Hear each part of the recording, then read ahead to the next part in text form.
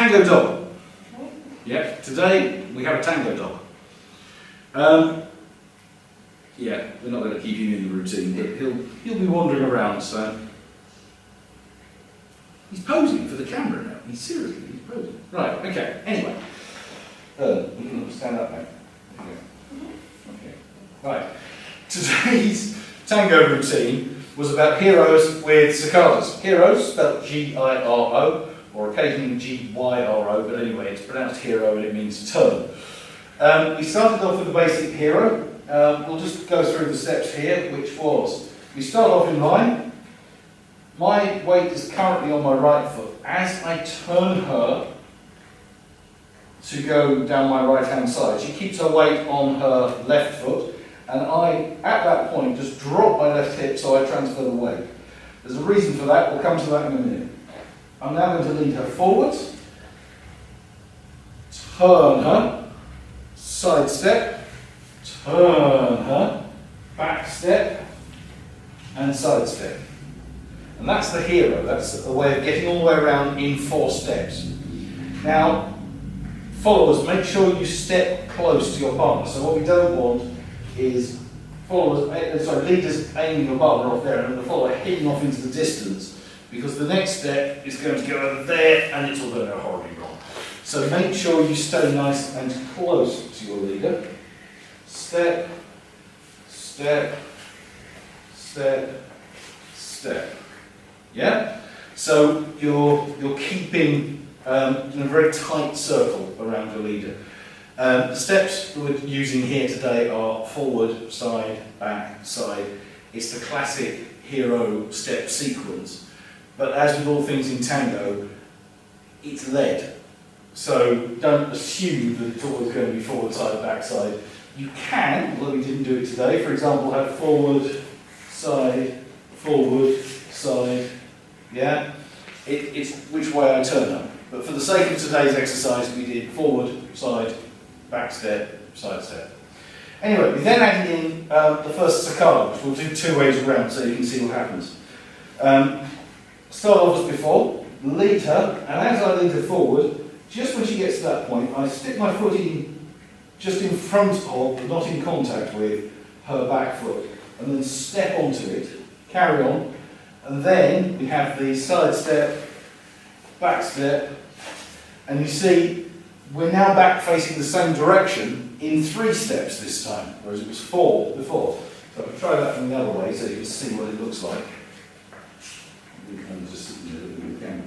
So, step, step, step, and then I just have to straighten her up. I change the weight so we can then walk out of it. So leaders, you've just got to remember what foot she's on and pay attention.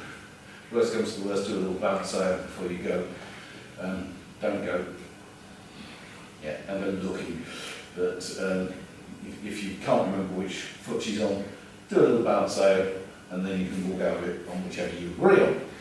Anyway, so then then we added in a second sacada into there. So now we have 1, and then I carry on turning, and on the side step, I do another one, and then we can walk out. So you see now we've got round in 2.